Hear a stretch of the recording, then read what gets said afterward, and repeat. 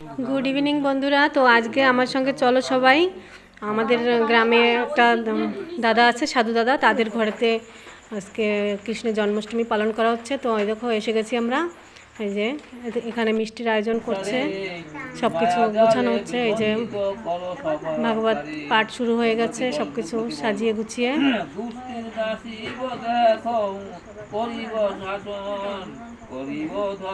লোকজনও এসে গেছে, সকলে গ্রাম থেকে অনেকই লোকজন আসছে, লেডিসরা জেন্টসরা সকলেই আসছে।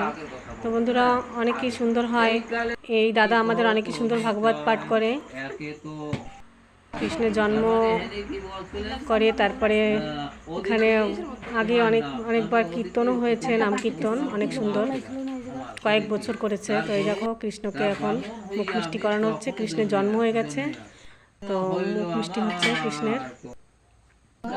সকলে এক এক করে কৃষ্ণকে মুখ মিষ্টি করাচ্ছে, গোপালের জন্ম হয়ে গেছে। আর এই যে বড় মূর্তি আছে দাদার ঘরে, অনেক সুন্দর। আর এই মূর্তি, এই গোপালটা আমাদের একটা মামি এনেছে, ওনাদের ঘর থেকে এনেছে এখানে। এই যে এই বাড়িতে আমার যে নাতি, এই নাতি, এই যে এই দাদার নাতি, আমাদেরও নাতি। এই যে আমাদের কাকু, ছোট ছেলে এই বাড়ির। সকলে এখন এক এক করে কৃষ্ণকে মুখ মিষ্টি করাচ্ছে। আর এখানে খিচুড়িরও আয়োজন হয়েছে বন্ধুরা। এখন প্রসাদ পুজো হয়ে গেছে, ভাগবত পাঠ হয়ে গেছে, তো প্রসাদ বিতরণ হচ্ছে, খিচুড়িও দিচ্ছে। তো তোমরা অবশ্যই আসবে, আগামীতেও হবে পুজো, কৃষ্ণের জন্ম।